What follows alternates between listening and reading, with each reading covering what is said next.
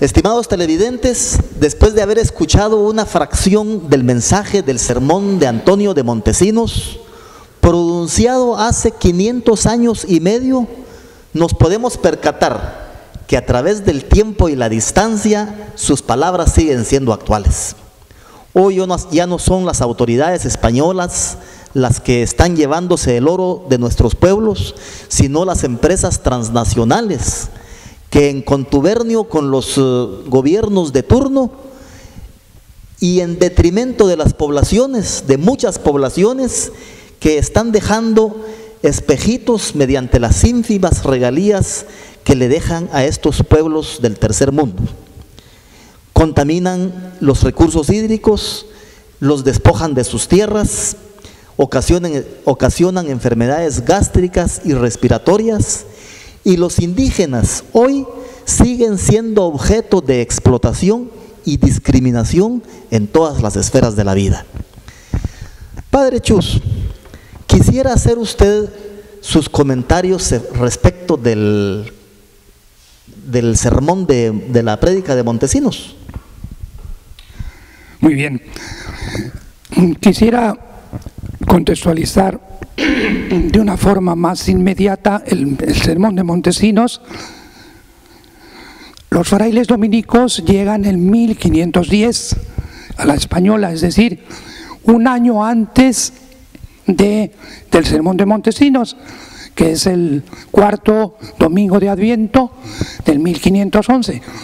Cristóbal Colón ha llegado a Guanajaní y han ido expandiéndose desde 1492, es decir, estamos hablando de 18 años apenas. En la historia de América Latina, desde 1492 a 1520 es la primera etapa de la historia, es una etapa de exploración y de destrucción, así se suele identificar. Y exploración porque van explorando primero las islas del Caribe, después las costas colindantes de lo que hoy sería el Mar Caribe, y la de destrucción porque se inicia, como ya se estaba diciendo antes, todo el proceso de dominio y destrucción de la organización, aunque fuera no demasiado elevada, pero sí, y de la autoría, la propiedad de las tierras, como ya se dijo. Junto a esta primera etapa de exploración, hay también otro dato importante. En esta primera etapa se suele decir es la etapa del soldado, es decir, son escasitos los misioneros que vienen. El primer misionero que viene junto con Colón es Bernardo Boyle, que se va enseguida. Luego los jerónimos, que excepto Ramón Pané son muy poco relevantes. En 1500 llegan los franciscanos y en 1510 llegan los dominicos, pero ya ha pasado todo un proceso de destrucción de las culturas y de los asentamientos, ¿verdad? Entonces, cuando los dominicos llegan, observan esa situación, el trato inhumano que se está dando a los pueblos indígenas, la encomienda que nos hablaba Jorge, el trabajo duro. Todavía no hay trabajo en las minas porque las islas del Caribe no tienen, digamos, oro, plata, como podía tener en el Perú o en México, ¿verdad? Pero ahí sí esa etapa realmente de destrucción. Entonces, para ellos, hombres que vienen también desde un sentimiento humanista, como hombres del Renacimiento, hombres abiertos realmente a una nueva perspectiva de visión sobre el hombre y sobre la misión, realmente les causa a ellos una profunda compasión y dolor al mismo tiempo, Y de ahí el sermón de Montesinos, que es un sermón eminentemente profético, duro, muy confrontativo, ¿verdad?, con los encomenderos y el gobernador Diego Colón, hijo de Cristóbal Colón, que estaba en ese momento en la iglesia de la Española, ¿verdad? Entonces,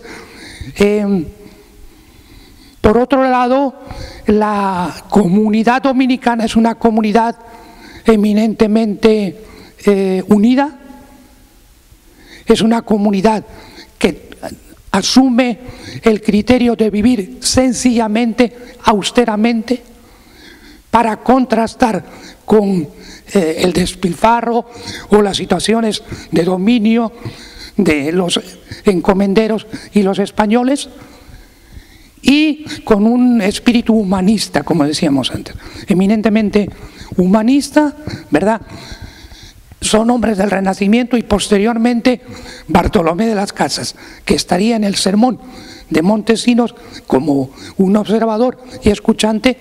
Él va a retomar ese relevo de la comunidad de la Española, de la comunidad dominicana de la Española, y va a constituirse algo así como en el punto del iceberg de todo un movimiento profético pequeño, pero significativo, de denuncia y de una parte de los misioneros en la historia colonial. En 1511 habían 3 órdenes religiosas en el Nuevo Mundo. Estaban los de la Merced, estaban los franciscanos y estaban los dominicos. Sin embargo, ante las injusticias cometidas de parte de las autoridades españolas, tal y como nos lo comentaba el padre Chus hace un momento, los dominicos son los que levantan la voz ante tales injusticias. Y 500 años después de la famosa disertación de ese mensaje del padre Montesinos, las situaciones se siguen repitiendo, situaciones que menoscaban la dignidad de los seres humanos. ¿Cuáles son, Jorge, esas injusticias hoy? ¿Qué injusticias se viven en este tiempo presente? Fíjese, José Luis, que yo estaba leyendo la carta pastoral de la Conferencia Episcopal de Guatemala, que se llama Construir en Justicia, inspirados por Dios, donde ellos hacen un análisis de nuestra realidad y los factores que están afectando para que verdaderamente no tengamos una vida digna. Empiezan con la situación de la familia, el ambiente, el clima erotizado y con falta de valores que tenemos en esto, donde hay un irrespeto total a la vida desde su concepción prácticamente hasta su final, y pues que definitivamente están provocando serios problemas en la conformación de las diferentes familias. Aunado a esto, póngase las migraciones por necesidades de trabajo, tanto al exterior como en lo interno, lo que provoca división de las familias, la drogadicción, el alcoholismo, o sea, tantas causas que están afectando a la familia que no están permitiendo que haya un ambiente propicio como para tener una vida digna. O sea, hay una injusticia. También el deterioro ambiental, del cual todos somos partícipes. Guatemala pues es un país altamente vulnerable, el tercero a nivel mundial. Escuchaba yo hoy de que el 13% de la tierra en Guatemala ya es considerada desierto, y el 43%, hay un 43% que está en un proceso tremendo de degradación. Y esto pues provocado por malas prácticas, la deforestación, tantas prácticas inadecuadas en cuanto a la conservación de la biodiversidad, que están provocando que pues hayan desastres. Póngase la construcción de viviendas en situaciones de alto riesgo, tantas causas que provocan que haya un deterioro ambiental que verdaderamente esté provocando que no tengamos ya una vida digna. Mire, cuando en junio teníamos calores en Cobán, O sea, un cambio climático tremendo que no es solo causado por nosotros también, sino que esto es producto de las emanaciones de los gases del efecto invernadero que se dan principalmente en los países industrializados.